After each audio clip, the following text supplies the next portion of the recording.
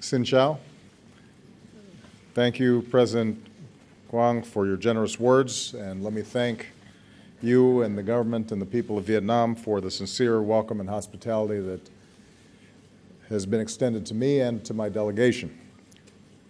Over the past century, our two nations have known cooperation and then conflict, painful separation, and a long reconciliation. Now, more than 2 decades of normalized ties between our governments allows us to reach a new moment. It's clear from this visit that both our peoples are eager for an even closer relationship, a deeper relationship. And I was moved to see so many people lining the streets as we were driving into town today. I bring greetings and friendship of the American people, including some outstanding members of Congress who are joining me on this visit, and so many Vietnamese Americans whose families bind us together and remind us of the values that we share. I've indicated before that one of my highest foreign policy priorities as president is to ensure that the United States continues to play a larger and long-term role in the Asia-Pacific, which is vital to our security and to our prosperity. We believe the people of this region should live in security, prosperity, and dignity. In pursuit of this vision, we're more deeply engaged across the Asia-Pacific than we have been in decades, and that includes our comprehensive partnership with Vietnam. If you consider where we have been and where we are now, the transformation in the relations between our two countries is remarkable. Over the past 2 decades, our trade has surged nearly 100-fold, supporting jobs and opportunities in both countries. Since I took office, we've boosted U.S. exports to Vietnam by more than 150%. We're now the single largest market for Vietnam's exports. American companies are one of the top investors here. With our Fulbright programs, thousands of our students and scholars have studied together, and more than 13,000 young people across Vietnam are learning new skills as part of our Young Southeast Asian Leaders Initiative.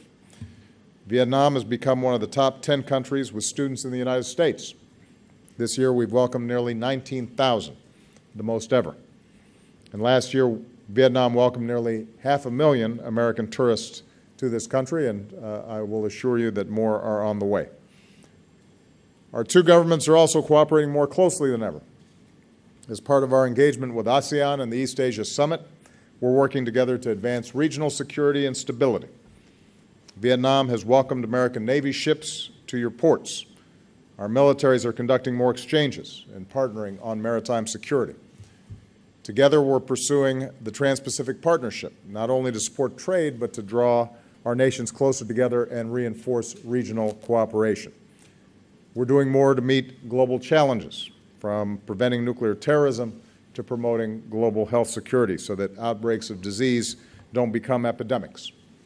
And with this visit, the United States and Vietnam have agreed to a significant upgrade in our cooperation across the board. We're taking new steps to give our young people the education and skills that they need to succeed. And I'm very pleased that for the first time, the Peace Corps will come to Vietnam. Our Peace Corps volunteers will focus on teaching English, and the friendship that our people forge will bring us closer together for decades to come. University and others will help Vietnamese universities boost training in science, technology, engineering, and math. Harvard Medical School, Johnson & Johnson, GE, and others will join with Vietnam universities to improve medical education. And now that the government of Vietnam has granted the necessary license, we can say that Fulbright University Vietnam, this country's first nonprofit independent university, can move forward and open its doors and welcome its first class this fall. We're increasing trade. With Vietnam's announcement on multiple entry visas, it will be easier for Americans to come here and do business and travel. President Quang and I just attended a signing ceremony that many of you saw, where American and Vietnamese companies are moving ahead with the new commercial deals worth more than $16 billion. Boeing will sell 100 aircraft to Vietjet.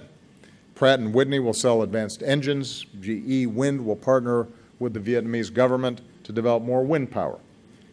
Deals like these are a win for both of our countries, helping to fuel Vietnam's economic growth and supporting tens of thousands of American jobs. We agreed to work to ratify and implement the Trans-Pacific Partnership as soon as possible, because it will support vital economic reforms here, further integrate Vietnam into the global economy, and reduce tariffs on American exports to Vietnam. And we discussed the high standards that Vietnam has committed to meet under TPP on labor, the environment, and intellectual property.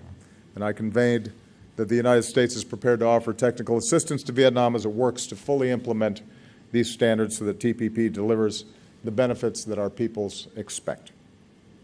With regard to security, the United States will continue to do our part to address the painful legacy of war. On behalf of the American people, including our veterans, I want to thank the government and the people of Vietnam for the many years of cooperation to account for Americans missing in action. Solemn efforts that will continue together. We'll continue to help remove unexploded landmines and bombs. And now that our joint effort to remove dioxin, Agent Orange, from Da Nang Airport is nearly complete, the United States will help in the cleanup at Bien Hoa Air Base.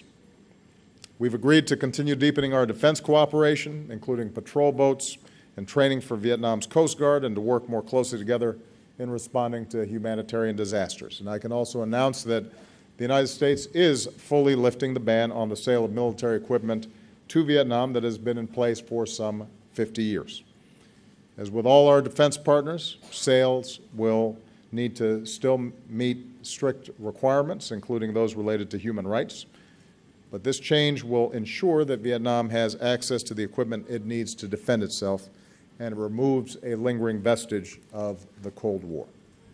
It also underscores the commitment of the United States to a fully normalized relationship with Vietnam, including strong defense ties with Vietnam and this region for the long term. More broadly, the United States and Vietnam are united in our support for a regional order, including in the South China Sea, where international norms and rules are upheld, where there is freedom of navigation and overflight, where lawful commerce is not impeded, and where disputes are resolved peacefully through legal means in accordance with international law. I want to repeat that the United States will continue to fly, sail, and operate wherever international law allows, and we will support the right of all countries to do the same. Now, even as we make important progress in the ways that I've just described, there continue to be areas where our two governments disagree, including on democracy and human rights. And I made it clear that the United States does not seek to impose our form of government on Vietnam or any nation. We respect Vietnam's sovereignty and independence. At the same time, we will continue to speak out on behalf of human rights that we believe are universal, including freedom of speech, freedom of the press, freedom of religion, and freedom of assembly. And that includes the right of citizens through civil society to organize and help improve their communities and their country. We believe, and I believe, that nations are stronger and more prosperous when these universal rights are upheld. And when our two countries continue to discuss these issues as part of our human rights dialogue in a spirit of constructive and cooperative effort. And finally, the United States and Vietnam are expanding our cooperation in ways that benefit the world. Under our growing climate change partnership, we'll support Vietnam as it works to meet its commitments under the Paris Agreement. Because our two countries and others have committed to joining the agreement this year, we're within striking distance of it entering into force before anybody expected. In the meantime, we'll help communities in vulnerable regions like the Mekong Delta adapt to a changing climate and assist Vietnam's transition to a low-carbon economy. And that includes the low-carbon energy that will come from our cooperation on civil nuclear power. And as Vietnam prepares to deepen its commitment to UN peacekeeping, the United States is proud to support Vietnam's new peacekeeping training center. So again, President Quang, thank you for your hospitality. Thank you for our work together. I'm looking forward to the opportunity to visit with the Vietnamese people. Maybe I will enjoy some café soda. I believe that the relationship between the Vietnamese people and the United States can be one of the most important in this critical part of the world. And I believe that the upgrade in our ties that we've achieved today will deliver greater security, prosperity, and dignity for both of our peoples for many decades to come. Sin Kamu.